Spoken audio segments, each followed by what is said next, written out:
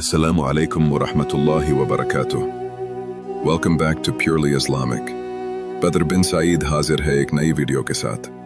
कभी गौर किया है, दुश्मन बनाने के लिए हमेशा लड़ाई करना जरूरी नहीं होता। बसा औकात सिर्फ हक और सच बोल देना ही काफी होता है। याद रखें, दुश्मन बनाने के लिए जरूरी नहीं कि आप किसी से झगड़ा करें, बस हक और सच बोल दें। फिर देखें, बेशुमार दुश्मन आपको अपने ही खानदान में मिल जाएंगे, क्योंकि सच हर इंसान को पसंद नहीं आता।